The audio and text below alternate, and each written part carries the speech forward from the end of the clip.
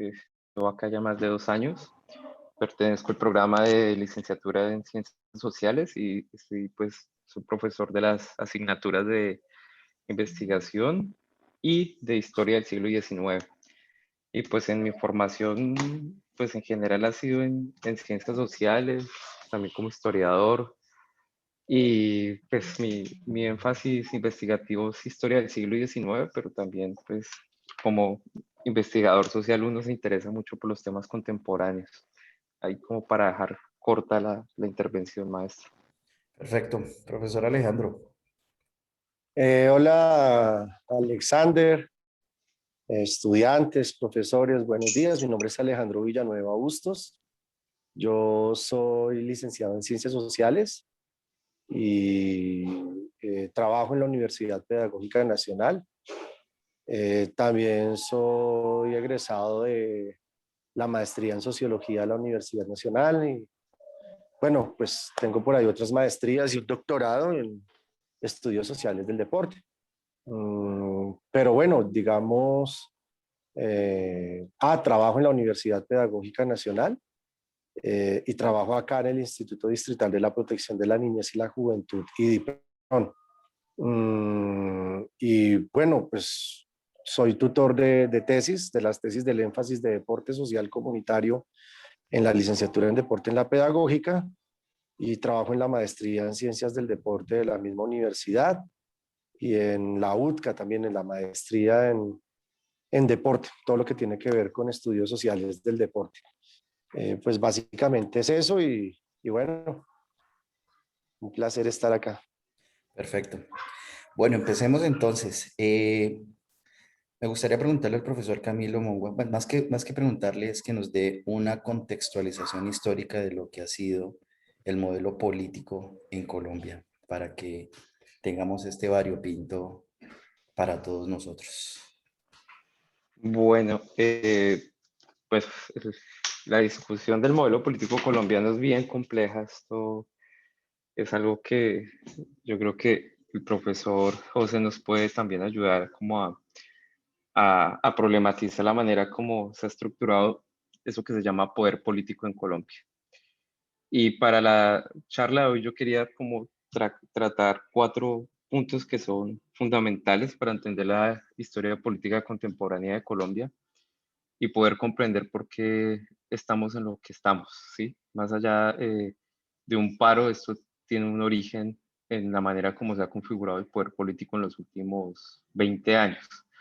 Pero eso tiene unos antecedentes claros que es importante que nosotros los tengamos en cuenta, ¿sí? Y un poco es el contexto de la década de los 70 y de 1980. Muchos de los que están acá pues no tienen o no tenemos memoria sobre esa época, pero fue un periodo de tiempo bastante complejo para la historia del siglo XX en Colombia, porque ustedes tienen, por un lado, la consolidación de los grupos guerrilleros, ¿sí? Y por otra parte, pues todo el coletazo de eso que se llamó Frente Nacional, que lo que va a generar es que una irrupción del poder central a los poderes regionales. Entonces allí vamos a tener varias características que van a marcar la historia contemporánea pues de esto que se llama Colombia, ¿sí? Paralelamente a eso ustedes van a encontrar el auge del narcotráfico, ¿sí?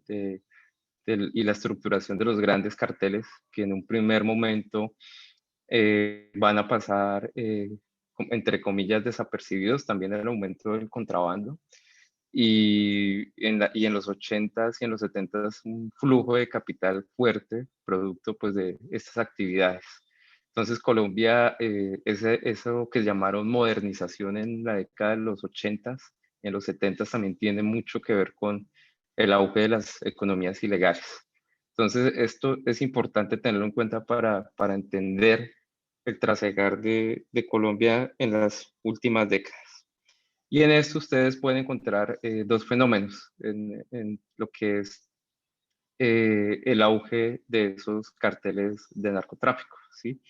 Y es en la manera como van a utilizar la política para poder influenciar todo lo que pues, las decisiones del legislativo y también las decisiones de la rama judicial. Entonces allí tenemos un factor importante que todavía pues le pasa mucha factura a la estructura del poder político en Colombia, y es la manera como pues el narcotráfico permeó las actividades políticas en nuestro país. Y el cuarto elemento que yo quería hablar hoy es el tema de la Constitución Política de 1991, ¿sí? Ese es un hito importante en la historia contemporánea de Colombia, porque se establece una constitución garantista, una constitución muy abierta, que es producto pues también de los diálogos de paz que se establecieron con el M-19, pero que esta constitución no pudo, por así decirlo, impactar directamente a su sociedad. Porque para el 91, ustedes, o para esa década del 90, yo creo que ustedes recuerdan eh, los asesinatos sistemáticos que se dieron contra esas opciones políticas que surgen de los procesos de negociación con Barco, ¿sí? Cuando se crea la Unión Patriótica y otros movimientos. Y por otra parte, pues tenemos el asesinato de este político liberal que ustedes conocen, ¿sí? Que es Luis Carlos Galán. Entonces nosotros acá tenemos, ¿sí?, un contexto muy complejo al inicio de la década de los 90, ¿sí? Un país que prácticamente entra a lo que se llama en América Latina el retorno de las democracias, ¿sí? Aunque Colombia se dice que es la democracia más vieja de América Latina, pues es lo que, eso es prácticamente como un espejismo, ¿sí? Lo que vemos durante estos más de 200 años de vida republicana y democrática, pues es prácticamente un espejismo, porque en los debates internos se habla de que algo que caracteriza o que caracterizó la democracia en Colombia es lo restrictivo que es. Entonces, Colombia, pues en la década de los 90 entra como a esos cambios que se dan a nivel regional, ¿sí? Y ustedes ven que en Colombia, Ecuador, se comienzan a promulgar nuevas constituciones políticas que va a tener una característica, y es que son garantistas, ¿sí? Entonces ustedes encuentran derechos de primera, segunda o tercera generación en ese tipo de constituciones. Entonces yo quería iniciar como con este panorama para comprender cómo se ha configurado el poder político en Colombia en los últimos 20 o 30 años, ¿sí? Tenemos un inicio de la década de los 90 con una guerrilla que se ha fortalecido, al mismo tiempo el auge de grupos paramilitares en las regiones, como una estrategia tanto del Estado como de la clase empresarial y terrateniente para confrontar a la guerrilla, ¿sí? Y por otra parte tenemos la atomización del poder. ¿Qué significa eso? Que los partidos, surgen diferentes partidos políticos, pero que tienen una base regional, ¿sí? Y son personas que venían de los partidos tradicionales, como es el liberal y el conservador, pero que ya no dependen directamente de ese poder central que había caracterizado a esos partidos en la década del 70, 60, y eso va a generar unos fenómenos muy particulares en las regiones, ¿sí? Por eso es que ustedes ven que hoy en día existen caciques electorales muy fuertes, o en la costa, o por decir para aquí, para el Caquetá, ustedes saben que hay unos cacaos electorales muy fuertes, ¿sí? Y eso, este panorama nos ayuda a comprender cómo se estructuraron esos poderes regionales, ¿sí? Y ustedes van a encontrar en esa década del 90 cómo eh, el narcotráfico, sí, directamente, esa figura de Pablo Escobar, va a, bueno, el proyecto él era tomarse prácticamente del poder político, y ustedes encuentran otras estrategias de otros capos que eran influenciar el poder político, como lo hizo el cartel del Cali, ¿sí? Que era comprar políticos, comprar jueces, y esto va a traer un fenómeno muy complicado en la década de los 90 que va a estallar en el proceso 8000 en el gobierno de Samper, ¿sí? Y es la financiación directa de las campañas, ¿sí? pues para que estos capos, ¿sí?, pudieran influenciar en la toma de decisiones de la política. Entonces, estos fenómenos es importante entenderlos, ¿sí? Porque eso va a permear la estructura institucional del Estado, ¿sí? Y eso va a dejar una huella terrible en la institucionalidad colombiana, ¿sí?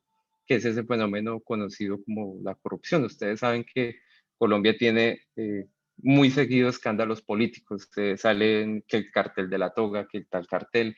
O sea, tenemos un problema institucional muy grave en Colombia, ¿sí? Bueno, como para aprovechar el tiempo y no extenderme mucho, porque la idea es establecer un diálogo y yo quiero dejar estos puntos ahí como para el debate. Después vamos a tener en el gobierno de Andrés Pastrana, ¿sí?, el acercamiento con las FARC, ¿sí?, y el establecimiento de los diálogos del Caguán. Pero estamos en medio de un contexto y un panorama muy complejo porque el narcotráfico ha dejado una huella muy fuerte en la sociedad, ¿sí? En grandes ciudades como Cali, ¿sí?, o en las regiones.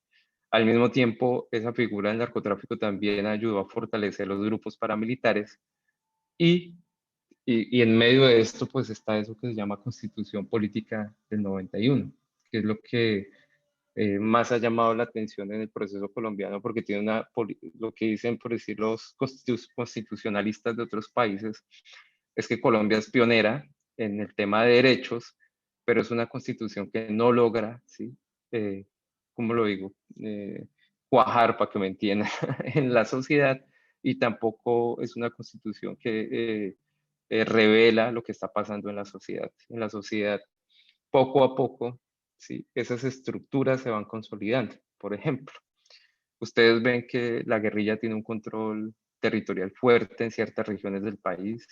El paramilitarismo se va a instalar en todo lo que es el Magdalena Medio y en otras regiones de la costa colombiana. Y tenemos una mesa de diálogos con Pastrana, ¿sí?, que va a fracasar a finales de su periodo, y eso va a traer una nueva dinámica política en Colombia, ¿sí? Y esto es lo que podemos decir que marcó una ruptura, ¿sí?, en la manera como se había establecido el poder político en Colombia, porque hasta Andrés Pastrana habíamos tenido pues esa tradición bipartidista en Colombia, ¿sí?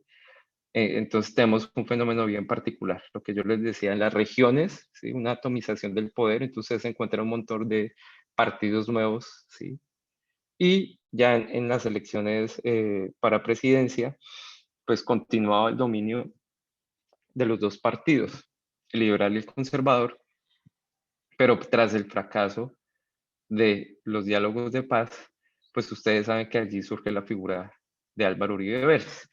Y no es que este señor no fuera conocido, este señor ya en la política regional era muy conocido, sobre todo en lo que es Antioquia.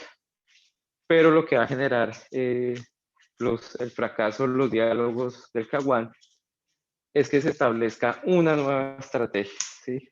Y ustedes saben que pues gran parte de la reacomodación de las fuerzas políticas en ese periodo pues van a apostarle pues a la guerra, ¿sí? Y tras el fracaso de los diálogos de paz, pues esa figura va a ser pues el expresidente Álvaro Uribe Vélez, ¿sí? Y eso marca una ruptura en la sociedad colombiana, ¿sí?, que es lo que podemos ver hoy, pero no una ruptura que transforme la sociedad, sino que va a profundizar estos problemas que les estoy hablando, ¿sí? ¿Por qué? Cuando llega la figura de Álvaro Uribe Vélez, pues es en la época en donde las incursiones paramilitares son más fuertes y la avanzada paramilitar, ¿sí? Entonces allí tenemos una alianza entre el Estado y estos grupos paramilitares, ¿sí? Y pues es la época más fuerte de masacres. Yo recuerdo que eso era pan de cada día en Colombia, escuchar una masacre en diferentes partes de las regiones del país. Y al mismo tiempo, pues aquí viene un tema que pasa mucha factura hoy en día. Y es que Uribe en sus dos periodos de gobierno pues intentó tomarse el poder, acumular poder, ¿sí? Y cooptarles diferentes instituciones. Entonces ahí tenemos que es muy interesante eso porque ustedes podían ver cómo el narcotráfico había cooptado ciertas instituciones del Estado a través de sobornos, a través de compra de magistrados, compra de jueces, compra de senadores, pero la división de poderes en Colombia seguía muy clara, ¿sí? Ustedes saben que prácticamente esa propuesta de reelección de Uribe indefinida pues fue frenada por la Corte Suprema. Pero en ese momento la estrategia de Uribe era prácticamente lo que pasa hoy en día, 20 años después, y era un debilitamiento de la poca institucionalidad que tenemos, ¿sí? Y por eso ustedes hoy en día pueden encontrar que pues Duque tiene de fiscal a un amigo, tiene procuradora de bolsillo también. Entonces tenemos que esa poca institucionalidad ha sido cooptada totalmente. Entonces por eso los procesos de larga duración son importantes contextualizar. Ahí me salté un poquito. Bueno, ustedes van a encontrar que, por eso les decía, ese periodo del expresidente Uribe va a marcar una ruptura en la política central colombiana, ¿sí? En el poder político, porque este señor va a tener 8 años de gobierno y va a marcar la elección de los 2 presidentes que van a seguir en Colombia, ¿sí? Juan Manuel Santos llega con los votos de Uribe, ¿sí? O con la popularidad, entre comillas, de Uribe, ¿sí? Y pues Duque también llega con ese capital electoral y ese capital político, que ustedes también saben que al lado de eso pues está toda la plata del narcotráfico, que también mete mano en esto, y otros actores ilegales. Entonces, para darle paso a mi colega, yo quería poner esos puntos en consideración para poder entender qué es lo que pasa en Colombia hoy en día, ¿sí? Nosotros tenemos un estallido social en Colombia. ¿Sí?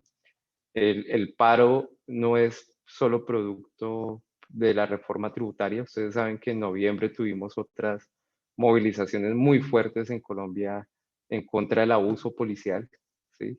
Y antes de la pandemia también Duque tuvo una protesta muy fuerte, ¿sí? Colombia es un país que antes de la elección de Duque pues, estaba muy polarizado porque la política colombiana es así, ¿no? No es más se toma partido, ¿sí? Y es una cosa mucho más irracional que racional, ¿sí? Y aquí tenemos como la conjunción de un montón de fenómenos que estallaron este año, ¿sí? La pandemia generó que esta sociedad entrara en crisis, ¿sí? Y me explico. Colombia es un país en donde cada vez la informalidad es más fuerte, ¿sí? Donde la estructura productiva del país es cada vez menor. ¿Sí? Y una pandemia hace que eso entre en crisis porque cuando la sociedad vive en el rebusque y no puede salir a rebuscársela, pues comienzan a tener todos esos problemas de hambre, ¿no?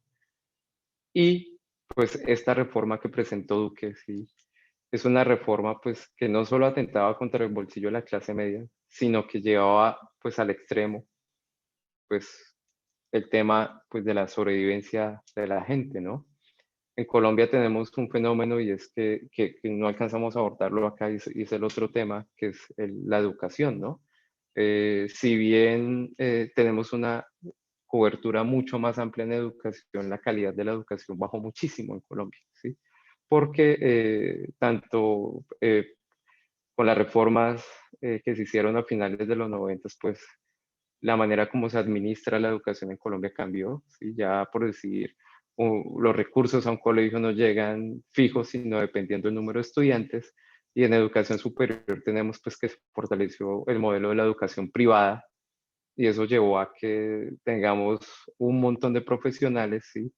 En un mercado laboral que no requiere tanta gente profesionalizada, ¿sí? Ese es un problema, tenemos un montón de carreras que no responden al mercado laboral y que también se volvió un negocio para las universidades estar graduando gente con una calidad muy baja. Entonces tenemos un contexto muy complicado en Colombia, ¿sí? Es una sociedad que no ha logrado resolver todos estos conflictos ni pasar las páginas de la violencia ni de la guerra como la manera como se tramita pues la política en Colombia. Bueno, no me quiero extender más para darle paso al colega.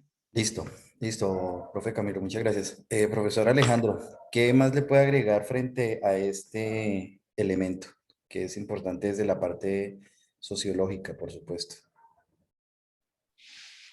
Bueno, no, muchas gracias, profesor Camilo. Muy interesante la disertación. Yo la lectura que tengo es un poco más desde sociología de las élites. Digamos, si bien es cierto este tema relacionado con la atomización del poder en las regiones, eh, también hay que pensar que hay una escala y una estructura. Creo que eso lo ha trabajado muy bien desde David Busnell, pasando por Daniel Pecot, al mismo Darío Betancourt, incluso Hans Koning con su libro El Camino hacia la Nación, que tiene un capítulo sobre las élites. Yo creo que hay que pensarlo desde la perspectiva de esa concentración del poder que hace el expresidente Álvaro Uribe Vélez. Sí se logró en sus dos gobiernos de manera potente, de manera contundente. No podemos, digamos, negar que no se pudo haber hecho todo lo que se hizo en estos dos gobiernos sin haber tenido maniatada la división entre el poder legislativo, la definición del poder judicial, el ejecutivo, los órganos de control, el mismo Banco de la República, el Ministerio de Hacienda, Planeación Nacional, haber hecho todo lo que hizo sin haber acumulado una gran cantidad de poder. Y esto generó unas luchas muy complejas, que es lo que explica también por qué Juan Manuel Santos no hizo lo que Uribe decía. Porque aquí estamos también en una cuestión donde hay unas élites bogotanas del centro, unas élites, digamos, como las élites del Cauca en el siglo XIX, que eso nos explicará la posición de Paloma Valencia, y las élites nacionales, digamos, en su percepción, creen en un destino manifiesto en el cual el país les pertenece por derecho propio, por sangre, porque yo soy hijo y nieto de fulano de tal, y es apenas natural que yo deba ser concejal, ministro, senador y presidente. Entonces, esa dinámica de las élites ha frenado muchos de los procesos de participación política y participación ciudadana. Cuando uno lee esos relatos de literatura sociológica de Alfredo Molano, que son tan bonitos, no sé, Aguas Arriba, Siguiendo el Corte, todos esos procesos que narra Alfredo Molano, pues uno logra observar que también las élites locales entraron en un proceso de, claro, debilitando la educación, debilitando el proceso político, debilitando la participación política, debilitando el debate, debilitando todo esto. Es también un convencimiento de la gente al decirle, no, pues usted está tranquilo con su diario vivir, con su producto, con su venta ambulante, con su pequeño negocio, hágale que ahí va a salir adelante. Digamos, realmente en términos socioantropológicos y sociológicos, lo que ha traído esta pandemia es que nos dimos cuenta, como cuando en la película Matrix está el choque entre ese mundo todo estructurado y bonito, y nos damos cuenta cuál es el verdadero mundo. Tal vez eso sucedió. Digamos, la interpretación de esta pandemia nos da ello, porque obviamente con todos los antecedentes que narra el profesor Camilo, pues nos dimos que el Estado colombiano, que el Estado es la representación política y jurídica de la nación, no tiene ninguna posibilidad de enfrentar una situación como una catástrofe, como una guerra internacional, como esto, una pandemia. Y el manejo, que entre otras ha sido el peor manejo en el continente de una situación como estas, pues ha traído un estallido social de unas dimensionalmente vistas en el paro del que hay que decir que se 19 que le dieron algunas monedas a las universidades públicas para que en el transcurso de los siguientes 2, 3 años pudieran funcionar, pero bueno, en fin, por temas de cobertura, por temas de calidad, etcétera, tenemos esta dinámica. Sí, y frente a ello, ¿qué es lo que ha pasado? Pues que los sujetos jóvenes, aquellas personas que están entre los 14 y los 28 o los 30 años, resultaron siendo la población que acumuló la mayor cantidad de abandono y de violencia, no solamente estatal, sino paraestatal. Incluso las mismas reformas a la constitución política han negado espacios en la realidad. Es que la constitución política de Colombia es una constitución pues que parece de literatura, parece de fantasía.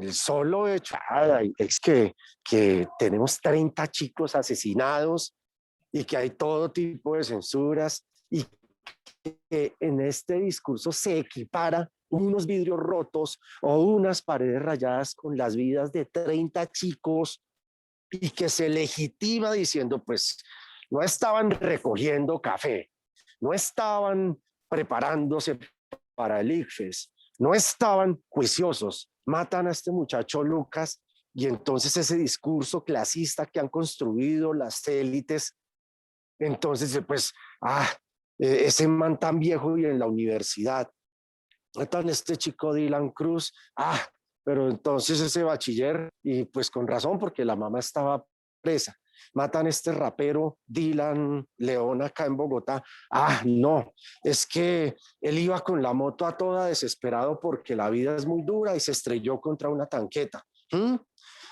Y entonces tenemos unas narrativas que, como el profe es historiador, unas narrativas las cuales van construyendo unas falsas verdades en la sociedad. Y en ese marco estamos. Por ejemplo, no hay responsables por los más de 70.000 muertos de pandemia. No hay responsables por ello. Ninguno está respondiendo. Y la responsabilidad fue de nosotros, los ciudadanos de a pie, porque somos indisciplinados, porque somos barrigones, porque somos feos, porque somos borrachos, porque nos gusta la vareta, porque no somos disciplinados. Bueno, es decir, ese discurso, no, la culpa es del ciudadano que no hace caso. Cuando abiertamente se comprobó el tema de la no negociación de las vacunas o de una negociación con seguramente algún monto de corrupción, etcétera. Entonces, miren ustedes que uno empieza a indagar en términos sociológicos, bueno, ¿de dónde viene esto? Pues de los discursos construidos por las élites, claro, que hay unas contradicciones y unos conflictos entre esas élites regionales, locales y nacionales. Sí, esa fue la gran disputa que Juan Manuel Santos le dio a Álvaro Uribe Vélez. Es decir, Bogotá también tiene que decir mucho frente a lo que las élites bogotanas, perdón, tienen que decir mucho frente al destino del país. No fue una cosa que no, que es que ya no lo quiso, que se me volteó, etcétera. No, esto también es un discurso desde lo simbólico y de los lugares de enunciación de las élites. Y las élites tienen sus modus operandi. Es decir, pues miren lo que sucedió, como lo decía el profesor Camilo, en estos 2 primeros gobiernos en términos de Ministerio de Hacienda. Es decir, fue el golpe más demoledor a la poca fortaleza de las finanzas del Estado. Yo les recuerdo a ustedes que se han hecho 11 reformas tributarias en 20 años de gobierno. O sea, en los últimos 20, 22 años se han hecho 11 reformas tributarias. Eso se volvió pan de cada día y eso los economistas se cogen la cabeza. Un economista sensato y dice, pero ¿cómo puede ser posible si en Colombia el promedio de una reforma tributaria era de 1.2 gobiernos? Es decir, si al caso un gobierno podía sacar una y el gobierno siguiente no podía sacar reforma y el gobierno siguiente sí. Explíqueme usted qué ha pasado con el dinero de esas 11 reformas tributarias y eso de qué manera ha alimentado y las arcas de quiénes, los intereses de quiénes, las perspectivas de quiénes, ¿sí? Y la forma de la dominación de un país en clave del favorecimiento de quiénes.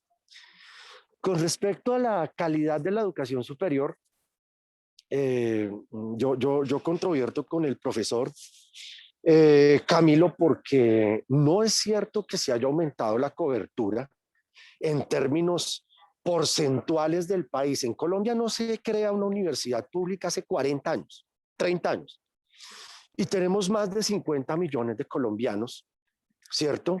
Pero adicionalmente las universidades públicas han enfrentado ese famoso reto de la cobertura, aumentando los cupos, pero resulta que los cupos no han sido reforzados ni con relevo generacional de profesores, mejoramiento en la planta física, aumento de los recursos de parte de las transferencias del Estado, sino simplemente les dicen a las universidades frescas. Ustedes, las universidades públicas, tienen mucho prestigio y finalmente pues esas universidades han de rebuscarse la plática ya solas. ¿Cómo qué? Entonces cursos de extensión, cursos de lenguas, maestrías, doctorados, especializaciones, especialidades médico-quirúrgicas, etcétera, y sobreviva a los posgrados.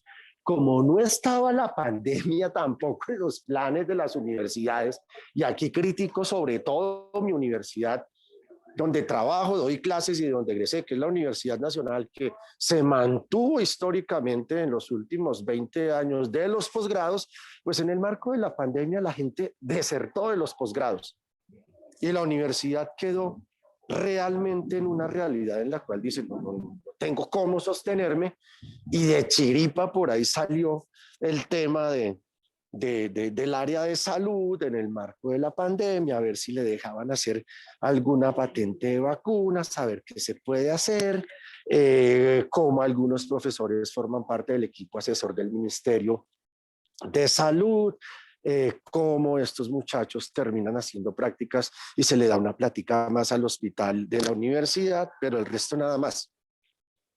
Y básicamente, pues esto nos ha mostrado que era un espejismo, eso de la cobertura, eso de la calidad y eso del mejoramiento de las instituciones de educación superior, ¿sí?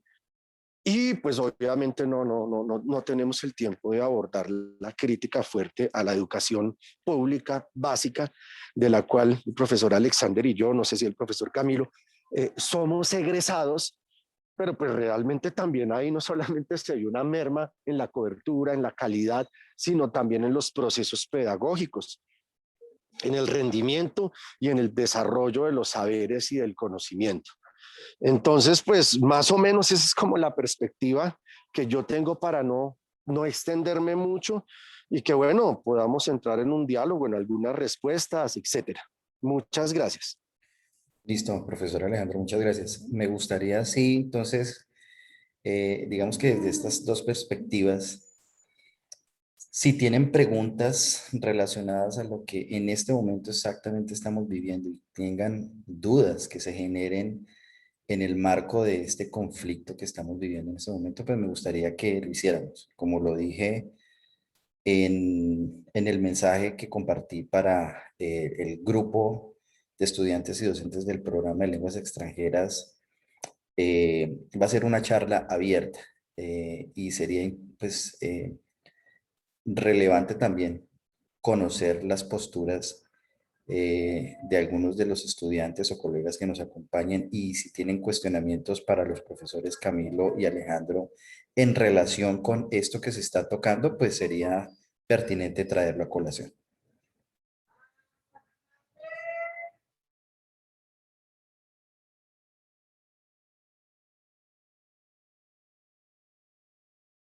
Santiago, bienvenido.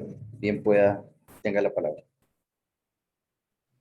Muchas gracias, profesor, y de antemano, muchísimas gracias a los profesores por esas importantes disertaciones. Creo que estos espacios son demasiado importantes para, pues, para la comunidad educativa principalmente, pero también para una sociedad, porque yo creo que es aquí donde realmente se genera el cambio que tantos queremos. Me gustaría comenzar hablando y de y dar gracias por esas aclaraciones y además de momentos históricos que a uno bueno, le aclaran a muchos aspectos, los cuales yo creo que se van a tratar eh, ahora más adelante. Yo creo que voy a comenzar hablando desde la situación actual. Como lo mencionó el profesor Alejandro Camilo, creo que ahora el mercado laboral ha sido bastante determinante en lo que es este estallido social. ¿Por qué? Porque los jóvenes no están recibiendo pues, esas garantías laborales, además de que tampoco están obteniendo trabajo con o sin titulación, por lo mismo de que bueno, un poco se ha vuelto insuficiente un título universitario y demás, y ya eso también se trae a colación lo que puede ser la no constitucionalización de lo que es el derecho laboral colombiano. Creo que el código laboral y el código de procedimiento laborales están demasiado anticuados y aún no están constitucionalizados, y los cuales nos han llevado a estos como vacíos legales dentro de las políticas de trabajo. Entonces encontramos que el personal médico del país ahorita en la pandemia se ha visto insuficiente porque están siendo contratados por prestación de servicios. ¿Y quién inventó la figura del contrato de prestación de servicios? Entonces han sido reformas y han sido dudas que nos han venido aclarando la historia. Otra cosa es, me gustaría hablar de el principio de simplificación, de lo que dice la persona que hizo la propaganda nazi, que es Joseph Goebbels, y este nos dice eso que está pasando. Entonces, simplifico a mi enemigo para poderlo minimizar. Entonces, en Colombia siempre ha existido este enemigo latente, ¿no? La vandalización, la criminalización. Algunos le llaman mamertos, otros le llamaban liberales, otros le llamaban campesinos, ahora grupos minoritarios y étnicos. Ese principio es latente, y esto quiero ser enfático porque esto puede determinar el futuro de lo que es las próximas elecciones, pero más adelante vamos a hablar. Eh, Creo que Colombia se ha ido uniendo a esta tendencia latinoamericana y también estadounidense que se está viviendo de las manifestaciones y las protestas. Entonces tuvimos Chile cuando se cambió lo de los precios del metro, y además no solamente fue ello, porque en Chile, a pesar de que era la economía más sólida de América Latina, se conocía también como el nuevo neoliberalismo latinoamericano, pero demostró que realmente había un inconformismo social porque la creación de empresa y la economía chilena era demasiado elitista. De hecho, se cobraban precios inadecuados a las personas que querían crear empresa. Luego tenemos Argentina. Tuvimos Argentina con lo que fue las feministas y esa aprobación del aborto. Fue bastante controversial. Bueno, ni mencionar Ecuador, con los cambios de precios de la gasolina. Brasil, tuvimos cuando lo de Bolsonaro, y como dentro de la pandemia se hicieron unas pequeñas manifestaciones, pero bastante carecidas, y Estados Unidos, que fue el detonante. Creo que en Estados Unidos se ha demostrado cómo se ha ido, eh, bueno, destruyendo este paradigma de la democracia actual, y el daño que le ha hecho Donald Trump a la democracia a nivel mundial creo que es enorme. ¿Por qué? Porque realmente, pues cuando hubo las diferentes protestas en Estados Unidos, en los estados que eran más afectados, por ejemplo Connecticut, se hacían grupos por redes sociales y se decían por dónde iban a pasar estos protestantes para el movimiento de Black Lives Matter para poderlos interceptar y anterior a ello dejaban ladrillos en el suelo. También hubo muertos, de hecho una persona salió con un arma de un calibre superior y comenzó a disparar a las personas, lo cual ha demostrado que pues, realmente en Estados Unidos no tiene este valor por lo que es la vida y al parecer estas tendencias se están replicando en América Latina. Eh, Trayendo a colación esto, ¿cómo se ve el panorama para las próximas elecciones? Yo creo que esta figura que hizo Donald Trump va a ser replicado. O sea, creo que va a pasar dos cuestiones para las próximas elecciones, porque como dijo la persona acá, ojo con el 22, ¿qué va a pasar? Uno, se van a salir un candidato radical, súper mega radical, el cual se va a declarar abiertamente en contra del grupo minoritario que más está haciendo daño al país en la perspectiva de ellos. ¿Cuáles son? Los grupos étnicos aborígenes indígenas. Y creo que esto es la cara que ellos van a sacar positiva de este estallido social. El enemigo son los indígenas, y esto ya lo viene diciendo hace mucho tiempo Paloma Valencia, Cabal, con el Cauca y estos conflictos que hay de tierras. Entonces, el candidato que diga abiertamente, no, los indígenas, ¿cómo así que tienen su propia jurisdicción? No, ellos no deben tener su jurisdicción, no deben tener su territorio, no, ellos son acá y se acogen a nosotros. Ese candidato va a ser. Ahora bien, como dijeron los profesores anteriormente, estas luchas de entre provincias han propinado como unos líderes o unos patriarcas de cada una de ellas. Entonces, el patriarca principal y con esta fiebre que se está dando a nivel, yo creo que es global, de sé tu propio jefe, no, ahorita la tendencia es crear empresa, ahorita es sé mejor todos los días y estas charlas de motivational speakers a nivel mundial va a sacar el candidato que no es meramente político, ¿no? Él es un candidato que es empresario más que político, que es el clan de los Char. Y el centro, la centroizquierda, que es realmente lo que está perjudicando la oposición en Colombia, que es realmente esta división dentro de la oposición. Se ha demostrado históricamente que esto lo único que propina es que el poder se perpetúe, porque el objetivo del poder es el poder en sí mismo.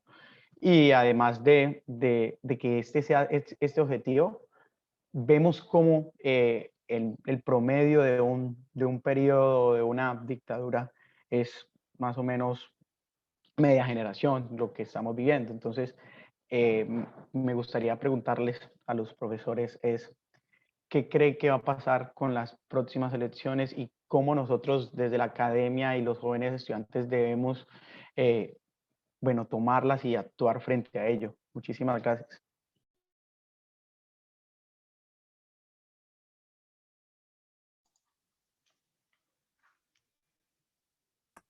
Profesor Camilo Alejandro, siéntanse libres de responder la pregunta. Ok, maestro. Bueno, muchas gracias, Alejandro. Bueno, yo que me quería referir a algo que tocaba el colega. Yo cuando me refería al tema de la calidad en la educación, no me refería solo a las públicas, sino eh, lo que hemos visto en Colombia en las últimas décadas es el crecimiento, ¿sí?, de las universidades privadas bajo pues un modelo de negocio, ¿no? Eso no se puede negar. Por eso cuando ustedes ven los rankings en Colombia y ustedes ven una irrupción de un montón de universidades, ¿sí?, que en Colombia se suele llamar, entre comillas, de garaje, ¿sí?, pero que generalmente son las que más estudiantes tienen a nivel nacional, ¿sí? Eso es algo que es impresionante. Y bueno, pero ahorita no tenemos tiempo para profundizar en esa discusión, Sí, ¿sí? le recuerdo entonces, profesor Camilo y Alejandro, nos quedan Sí, exactamente 10 minutos. Vamos a recoger todas estas ideas, ok, vamos a responderle la pregunta a Santiago. Lastimosamente no se nos puede dar más el tiempo porque tenemos agendas apretadas, entonces nos quedan estos pocos minutos para. Entonces, profesor Camilo, ya. le doy la palabra para que Bueno, responda Ah, la pregunta. ok. dale. Pues aquí hay algo un tema que tocó el profesor Alejandro, y es que tenemos un panorama que prácticamente que nadie se esperaba, ¿no? El de una pandemia.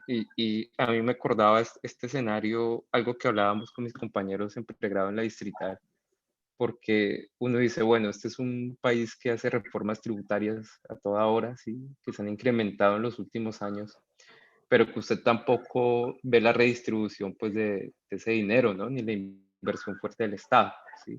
Por eso nosotros tenemos una economía informal tan grande, ¿sí? Recuerden que también Colombia cambió la manera, la metodología como se medía el desempleo, ¿no? Por eso tenemos cifras, entre comillas, bajas en los últimos años.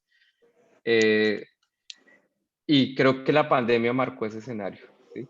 En donde pensábamos que este era un estado fuerte, ¿sí? Eso se decía dientes para afuera, pero lo que podemos ver es que es un estado muy débil, ¿sí?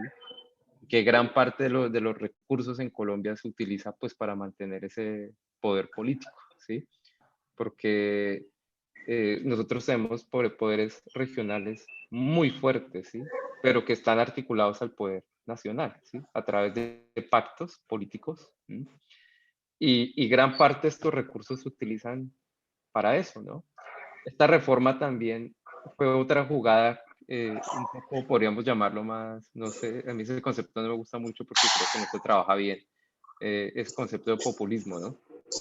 Porque ustedes ven que gran parte de la plata de la reforma tributaria que se quería hacer es para financiar, entre comillas, los subsidios que se otorgaron en la pandemia. Pero lo que hablábamos con varios colegas es que ni siquiera el Estado sabe bien cuáles son los pobres del país porque esa plata la distribuyó a partes de bases de datos que ni siquiera entiende, ¿sí? Entonces, esto que tenemos hoy en día hace parte de eso, ¿sí? Una sociedad que no aguanta este tipo de cierres, ¿sí? Porque la estructura social del Estado es muy débil, ¿sí? Este es un Estado que, por eso la crítica del colega, que respondió muy mal a la pandemia porque sencillamente no tiene cómo hacerlo. Y si tiene cómo hacerlo, no lo va a hacer porque perjudica su estructura política, ¿sí? Pues, entonces, imagínense, ellos dirán, ¿cómo vamos a repartir toda esa plata? No, nosotros necesitamos la plata para otra cosa, ¿sí? Por eso el manejo de la pandemia en Colombia fue tenaz. Y el discurso es que esto es culpa de los ciudadanos, ¿sí? Es como el discurso que se está manejando hoy en día. Ustedes ven como mientras tenemos medios internacionales cubriendo el abuso policial, la prensa, sobre todo la radio, todos los días se encarga de hablar de vandalismo, y no sale de eso, ¿sí? Entonces, y la pregunta que uno dice, bueno, pero es que aquí estamos viendo miles de jóvenes en el país que salen a protestar, y es un poco la reflexión que hacía el compañero que me antecedió, ¿sí? Y es que es una generación, ¿sí? En la que llegan a una estructura laboral mal paga, ¿sí? Y que si consiguen trabajo, pues será mal remunerado con un contrato de prestación de servicios que será alrededor de 7, 8 meses. Raros son los contratos de prestación de servicios que duren más tiempo en Colombia, ¿sí? Si nosotros, los docentes, nos pasa lo mismo. Eh, entonces tenemos una inconformidad muy grande, ¿sí? Porque esta situación nadie se la esperaba, ¿sí? La pandemia yo creo que reveló la realidad de la sociedad colombiana, ¿sí? A mí lo que me preocupa de este paro en realidad es que eh, después de esto no pasa absolutamente nada, que es lo que eh, suele suceder en Colombia porque el poder político acá es muy hábil, ¿sí? Y suele transformar estas situaciones, se inventan nuevos partidos, nuevos discursos, pero al final ustedes ven que son los mismos, ¿sí? Acá, después de esta pandemia electoralmente, pues esto tiene varias salidas, ¿no? La primera es lo que uno puede ver. mm, Espera que es que me entró una llamada y me desconcentré. La primera salida, pues la que uno esperaría, sí, es que el gobierno establezca puentes de diálogo para llegar a acuerdos, pero ustedes saben que eso no funcionó, sí, o sea, eso acá funciona muy poco, y si se llega a diálogos, dilatan eso. Y yo creo que la apuesta que está haciendo el gobierno de Duque es prolongar el mismo paro para que esa sea su justificación discursiva en las próximas elecciones que vienen, ¿sí? o que esto se termine por agotamiento de estas manifestaciones, ¿sí? O tomar eso como discurso del centro democrático, ¿sí? El uso de la fuerza, de la autoridad, para tener su bandera interna dentro y de la guerra interna, por eso sacan esos conceptos rebuscados de terrorismo de baja intensidad y ese tipo de cosas que en realidad es vergonzoso, pero así es la política colombiana, es vergonzosa. Acá se inventan discursos de la nada y por eso también nuestro debate político es muy flojo, ¿sí? Ustedes recuerdan en las últimas elecciones, en los entornos familiares de la sociedad, la gente se agarraba que entonces si alguien quería votar por Petro le decía guerrillero y si alguien votaba por el que Uribe, que Paraco, y en eso se volvió el discurso político colombiano. Y yo creo que hay que apostar a otras cosas en Colombia, sobre todo tener en cuenta que hay que volvernos a educar políticamente, ¿sí? Que creo que nosotros tenemos es más eh, unos espejos y unos reflejos de la política en donde es el ataque, ¿no? Y el ataque al otro, ni siquiera discutimos las ideas, sino son ataques personales. Muy Y esa bien. es la política que le ha funcionado al Centro Democrático en los últimos años, ¿sí? Que eso se está rompiendo, pero tenemos que tener mucho cuidado porque esto es una clase política muy hábil, ¿sí? Nosotros tenemos una constitución garantista desde los 90, pero que no tiene nada que ver con su sociedad, ¿sí? Miren, a mí me pasó eso cuando tuve la oportunidad de vivir en otros países, uno veía cómo la inversión del Estado, ¿sí? En subsidios de transporte, subsidio al gas, subsidio a un montón de cosas, ¿sí? Se ve la redistribución de los recursos. En Colombia eso no se ve, ¿sí? Y yo creo que ese es el tema fundamental en Colombia, ¿sí? Que hacemos reformas tributarias, se aprieta más, pero ese dinero no se ve, se ve cómo se roban el dinero, ¿sí? Eso es lo más visible, nomás acá en Florencia ustedes salen a la ciudad y yo le digo eso a mis estudiantes, los colombianos nos acostumbramos a vivir perdónenme la palabra, pero en el mierdero, ¿sí? Y normalizamos eso. ¿Sí? Acá yo no he visto la primera protesta que hagan los ciudadanos por decir a la chambonada que dejó ser Baf en esta avenida, ¿sí? O la chambonada de puente que tenemos ahí. Y ahí sigue el gobernador y ahí sigue el alcalde como si nada. Y entonces dilatan y dilatan y esa estrategia de dilatar es muy colombiana, ¿no? De alargar las cosas, sacar excusas y así nos hemos acostumbrado como sociedad. Bueno, yo le doy paso a mi Bueno, colega. sí. Ya nos quedan 3 minuticos. Profesor Alejandro, rápidamente las recomendaciones para estas elecciones. Bueno, básicamente ustedes me perdonarán el pesimismo, pero por más manifestaciones que tengamos, yo creo que va a haber como una especie de tramoya o de obra teatral donde se ceden algunas cosas, pero finalmente para las próximas elecciones quedará tal vez el que diga Uribe. Esto lo digo ¿por qué? Porque mi colega decía, es una clase política muy hábil, pero adicionalmente de ser muy hábil, ya dejó un trabajo muy bien desarrollado de cooptación de los poderes públicos, de los órganos de control, del Banco de la República, del Ministerio de Hacienda y de Planeación Nacional. Entonces acá la pregunta es, pues, ¿cuál va a ser el papel de la gente de clases populares que ha tenido como bandera el arribismo?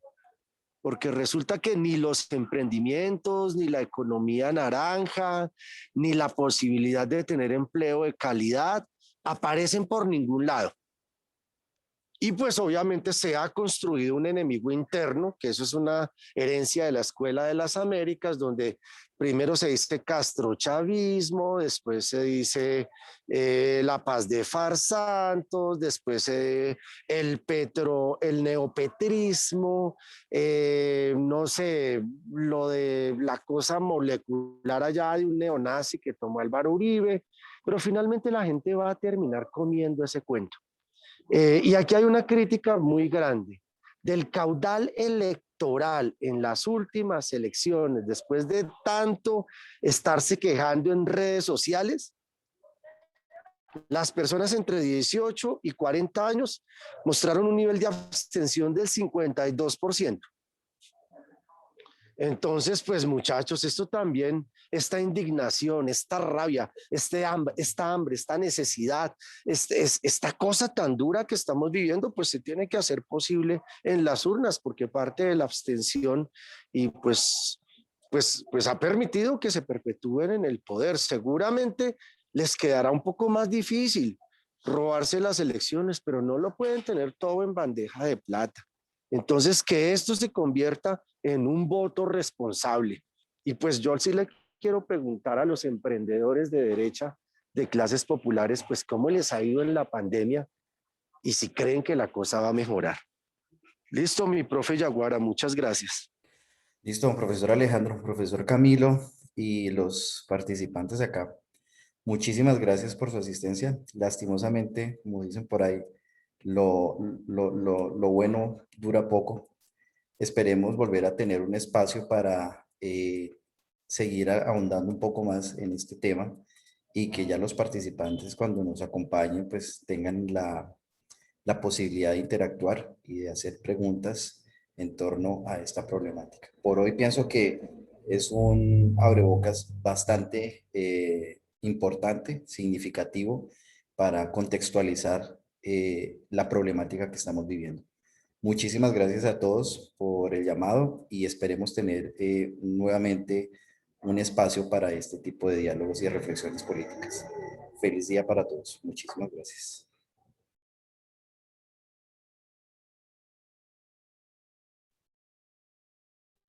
Muchas gracias, profe. Hasta luego. Gracias, profe. Que pasen un buen día. Muchísimas gracias. Bonito día. Gracias, profe. Hasta luego. Hasta luego. Gracias, profe. Con gusto. Hasta luego. Hasta luego, profe. Muchas gracias. Bye, bye. Goodbye. Muchas gracias. Con gusto. Gracias, chao. Con todo gusto.